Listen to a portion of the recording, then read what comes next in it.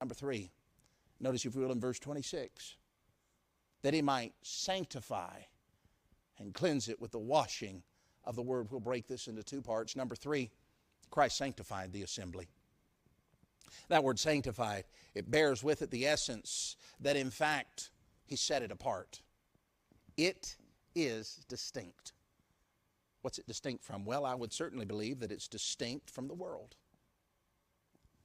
The world hates Christ, yet God so loved the world that he gave his only begotten Son. The world hates the assembly because they're not of the world, but rather they're of the Savior. And so I would note there's a distinction. And by the way, on a practical sense, there ought to be a distinction in the local assembly from this world. There ought to be a little bit of holy culture shock in an assembly versus the antics that so often masquerade itself as worship today. There ought to be a distinction. Why? Because God has set us apart for a purpose.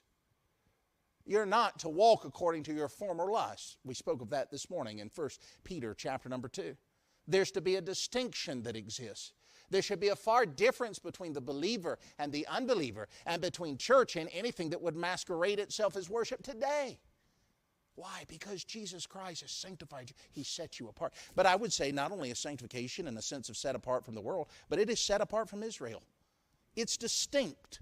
Romans chapter 11, it was the wild olive tree that was grafted in. Marvelous indeed that the first portion of God's revelation to truth through the world came through Israel.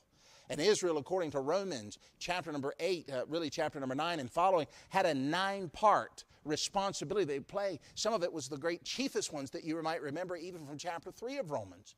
To them was to bring about an example of holiness that others could go into and look at. They were to have the oracles of God as it related to the Old Testament. They were to bring into an existence the Messiah through the line of Judah and the descendant of David. Yes, they had grand responsibilities, but they are distinct from the New Testament church. You and I are grafted into some of those promises, and that is a marvelous thing to consider. Later, I believe it's in chapter 11, he admonishes the believers not to think too highly of themselves, for if God set apart Israel, that was his promise, how much greater are you that were grafted in.